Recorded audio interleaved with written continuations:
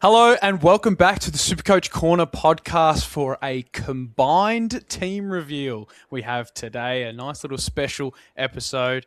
I'm Tyson, joined alongside me is Darcy. Darcy, I'm keen to reveal our combined team here today. Yeah, it's exciting, mate. Just a little bit of extra fun for us.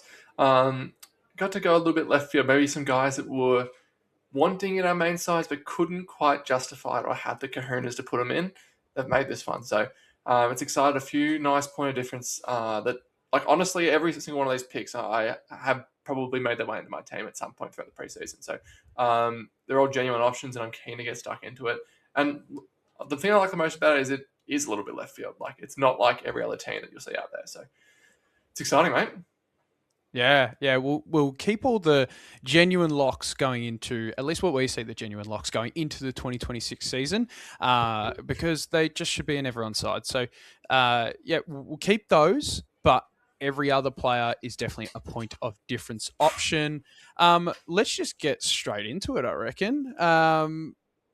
Make sure you're actually following us on all the socials and YouTube. We've got a heap of content coming out. This should be the third team reveal we have released today. So all things going well. But make sure you hit the subscribe button, hit the like button, leave us a comment, even on Spotify, YouTube. We'll reply to them. We just like to know that you're enjoying the content at least. So that really helps us and knows what we should be putting out for you guys. But yeah, let's get stuck into it. We'll start with the defense and the premiums there. We're going to start with Lockie Ash. Dropped the 69 on the weekend. Great start. And yeah, great start. And it should be scared off him, but we're not at this point. We're going with a 3 primo backline. We're going Ash, Rosie, and Jordan Clark. I see them as top 8 defenders, all of them. Would you say the same? Yeah, definitely. And I've been flowing with Jordan Clark so much. I think the no early buy is huge for him. Always flies under the radar. The last few years, he's been a genuine top 8 defender and just flies under the radar. No one starts with him, and then they sort of pick him up. But he's almost always a pod towards the end of the year, despite performing throughout the whole year as well. So, yeah, I love starting with him. I think it's a good way to get a little edge in the competition. Yeah, definitely agree with the Jordan Clark pick. Connor Rozee is a lock in everyone's side, I believe. That early run is just amazing. If he plays halfback or midfield, doesn't matter. He's just going to tear it up. And then, like I said, Lockie Ash only dropped the 69 on the weekend. But I thought the role was still there. He still had the kick-ins. They're trying to use him more. They had, who'd they have running with him? McGuinness was on him for a fair bit. So that sort of quelled his influence a little bit. But yeah, I'm not scared off him. It's only going to affect one price cycle. So I really like that pick as a point of difference. Then we're going to move to a mid-pricer. We're only going to have the one in the back line, and it is Lockie Blackiston. just a little teaser there. I really like this pick. He's in my side. I think he should be a lock in more sides. At this point in time, do you have him in your side? Yeah, I mean, I think mine's already out at this point. But yes. He's in my side. I think it's just consistent scoring. He looks to have been dominant throughout the preseason. So yeah, I really like the Blackiston pick early. Yeah, he's just looks like he's going to benefit from no Nick Bryan for that little bit of time. And then the rookies are very much the exact same across everyone's team. It's Sam Grill, Josh Lindsay, Lucky Jacks, and Jai Sarong. They just look phenomenal through the preseason. We saw 2 of them last week, scoring 84 and 77. That's already a great start for cash generation and what we, might see going forward, especially against some respectable opposition, especially for Jax's game. That's probably it for the defense. I really like how it's structured up. It's pretty cookie cutter in terms of the 3 premiums, maybe 1 mid-pricer, but the premiums are definitely left field. So I quite like how this is shaping up. Yeah, and it's a bit of guns and rookies going back to the old SuperCoach days. I think there's a lot more mid-price madness in people's teams this year, so it's a good way to start. But don't worry, there'll be mid-prices coming away shortly, and we'll jump into the midfield now, Tice. And you said we're not going to avoid the locks, and the biggest lock, I think, in SuperCoach this year is Zach Butters. So he'll be headlining the midfield without a doubt. He should be on everyone's side. Isaac Heaney is next in line. We've both been huge in him in years gone by, and I think this year he could take his game to another level, really push, top 5, top 10 player in the competition. With Charlie Curnow inclusion, you should get even more midfield time and be able to impact through there. So that's huge for him. The next guy, Tice, is Andy Brayshaw. Andy Brayshaw, I've just been staring at him for the past week or two. He has averaged over 107 in his past 5 years, with 4 of them being 109 plus. So he is a super uber consistent player. In those 5 years, he's played 20 plus games in all of them. So he doesn't miss, and he's just consistent. We saw last year how high his ceiling can be. I just think he's flying under the radar. I know it is an expensive price, but I really like the Brayshaw pick. Someone I'm definitely flirting with in my actual team. What are your thoughts on Brayshaw? Yeah, we were both pretty hot on Caleb Sarong over Brayshaw early on, but the new game and how quick it's moving and the two-way running, I think suits Brayshaw a lot more.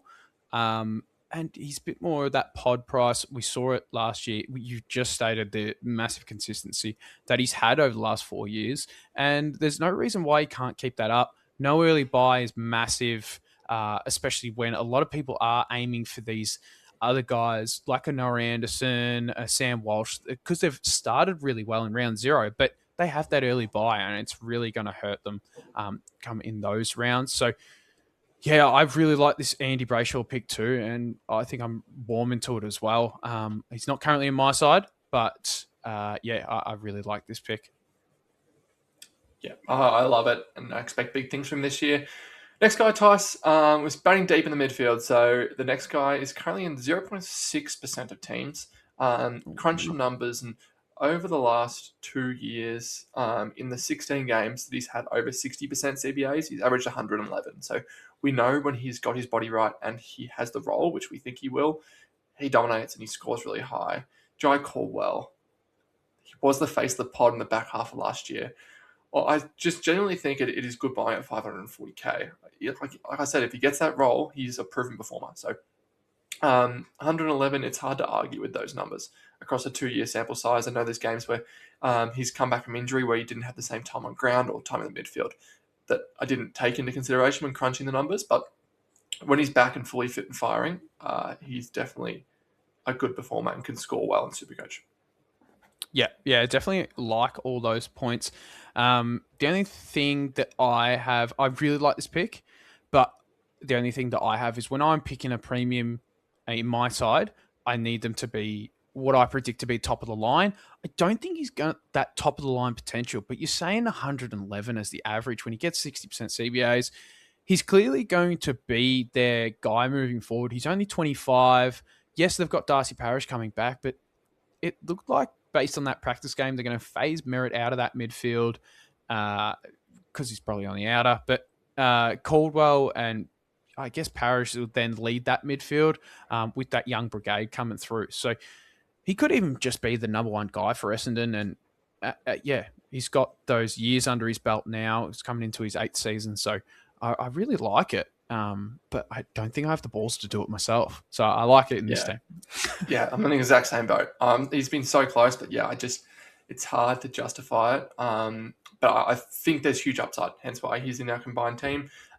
Moving on is a guy who's burnt me too many times. I can't have him in my actual side, but it's just hard to argue with performance in round 0. Clayton Oliver looks like he's back to his best.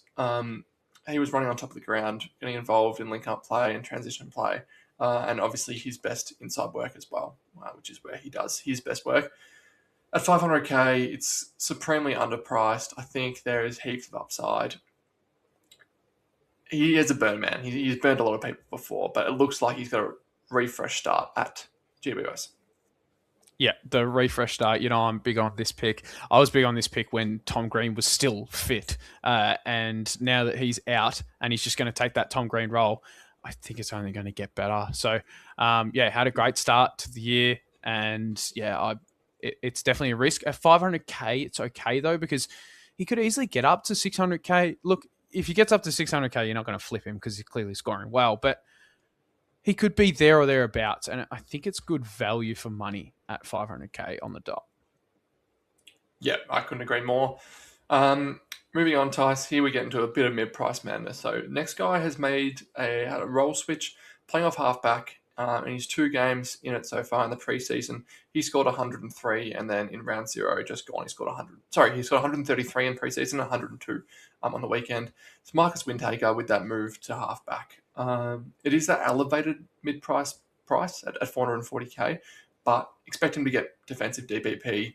Could he potentially, if he keeps continuing those numbers, push into the top 10 defenders? Who knows? But with no Naz back there now, we know that Naz and Sinclair have been able to both do it at the same time in years gone by. Does Windhager just go back and get the ball that Naz was getting last year when he was back there? So he knows how to pick it. He knows how to rack it up. He is a proven ball winner. I really like the pick. And then pairing him in the mid-price madness there is Darcy Parish. He's just someone that I think is too cheap to pass up. I've had a little doubts about him, but with the injury concern over Hayden Young, I think he's the guy that most people will lean towards now.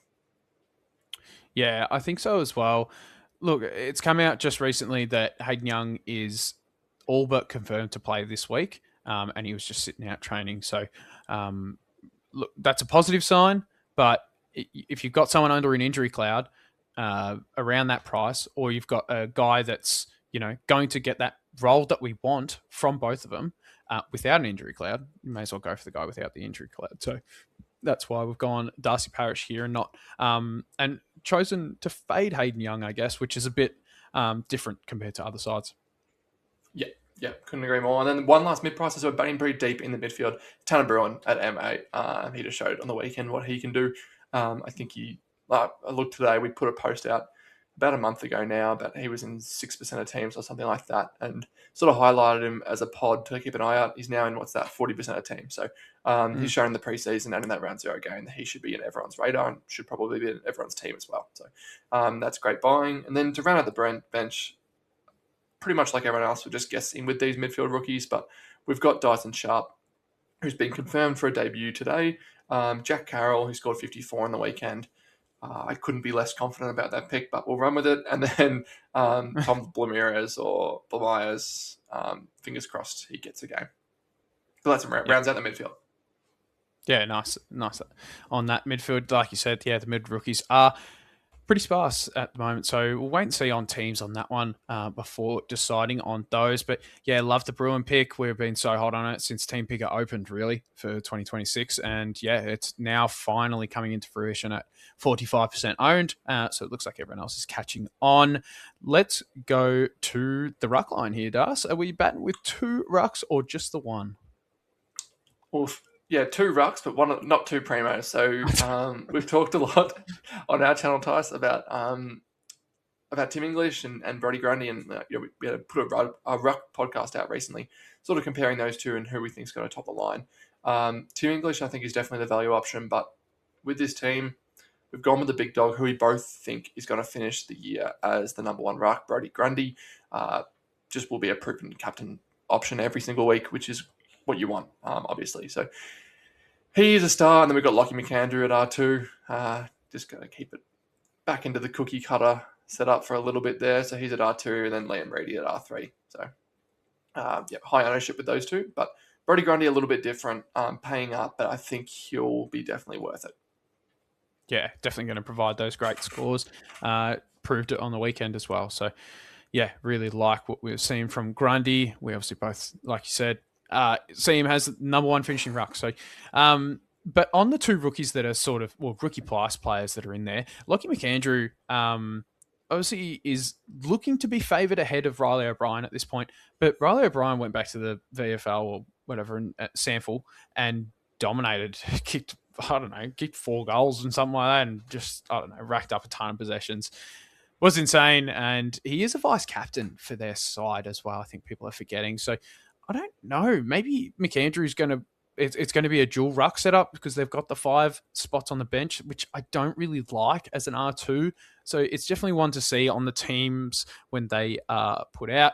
And Liam Reedy is touch and go. We've already spoken about him in the other team. Reveals a fair bit. So, he's I don't know. I'd rather pay up for the possible chance of cash generation. So, Pretty standard ruck line there, apart from Grundy. Let's move to the forwards. We'll go with the standard Harry Sheasel at the top. I think he's a lock in everyone's side.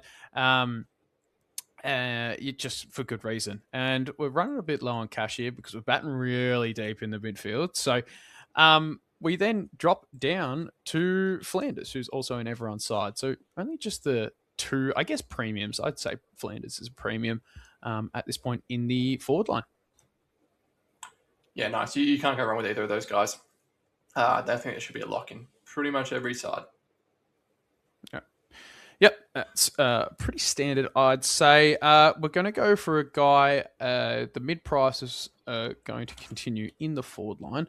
One that we're both pretty hot on. I don't think, I'm not super sold on this pick just yet, which you would have seen in the my team reveal. But yeah, I think the fact that, I'm betting on a second year breakout here. So I'm not too hot on that, but I still want him in my side. So that's why we're picking him here. And then the other one is Connor Buderick. So yeah, Sam Lawler and Connor Buderick as their two mid prices in the forward line. Yeah, I think Buderick sort of obviously shone from the stars on round 0. Just dominated, had 27 touches, took majority of the kickouts and scored 105. So unfortunately, I think he'll skyrocket into a lot of people's teams. Again, we've been horning him for ages now. Just that role is something you can't pass up. I understand your points around Lawler. I just think the role, like something that I've been honing with Lawler for so long, is you don't need much from him for it to be a successful pick. I think if he keeps his body right, it'll be fine. Like he'll average 75, 80 as a permanent midfielder, and you'll make 100K. I think he's so cheap that you don't need to be a premium. Like I think there's a lot. It's a pretty risk-free pick. I know his body has had concerns. That's probably the biggest risk.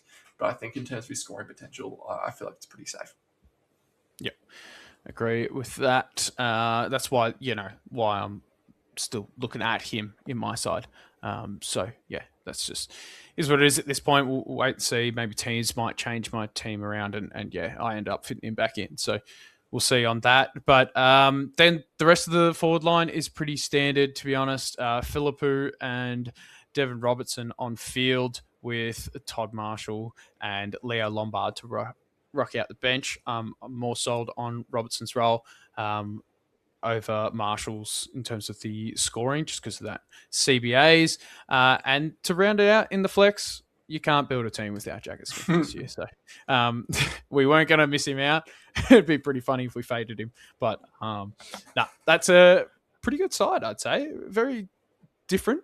A lot of pods in there, which I quite like. It's the team of it'd be nice, but it's too ballsy. Yeah. I want him in my team, but I just can't do it. So we've got this team to do it. But I think they're all genuine options. Like in saying that, I wouldn't be surprised if this team going out scores our team, just because they do have so much upside, a lot of these guys, but there is risks involved in some of them as well. So we're taking a punt on the upside, and fingers crossed it pays off. But it was exciting and fun to build the team together, Tyson.